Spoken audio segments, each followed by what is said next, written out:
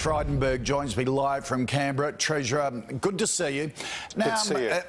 What do you want to achieve out of this? Is this an inquiry into the bleeding obvious? Sort of, we know banks are gouging us on the home loans. Well, we need to have more information, not just about the prices that the banks charge for their home loans, but the difference between the charges for existing customers and new customers.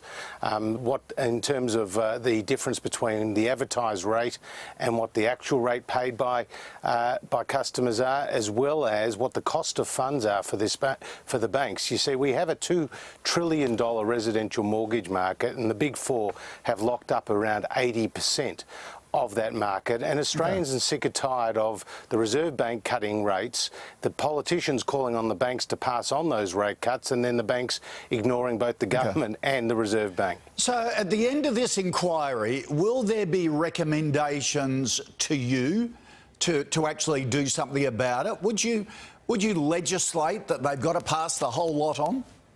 No, we're not about to legislate that they have to pass it on, because there is a market in operation. But what we want is for that market to operate more effectively. And what we have seen is that the cost of funds to the banks have come down significantly, but they haven't passed on these rate cuts on in full. So if you're a family with a $400,000 mortgage, you would have been more than $500 a year better off in lower interest payments if the banks had passed on in full the last 3 rate cuts. OK, so will it look at things, the ACCC's running it, on how easy it is to swap lenders, streamlining it so you can actually take advantage of these online home lenders now that really offer low interest rates?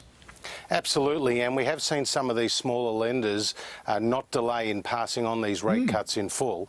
What we want to do is empower consumers to move banks if they are not satisfied with the service that they're getting. Now, we passed through the Parliament, Koch, a very significant piece of legislation called the Consumer Data Right just weeks ago, and that will allow consumers to securely transfer their information about their bank balances, about the type of accounts they have, the number of accounts that they have, to another provider in order to get a better deal, and that's an important piece of legislation. OK, so in other words, because often we get shackled to our banks, don't we? They keep all the information, make it extremely hard for us to move. So you're saying we, the customer, own our information, we can take it anywhere and do a change as quickly as we like.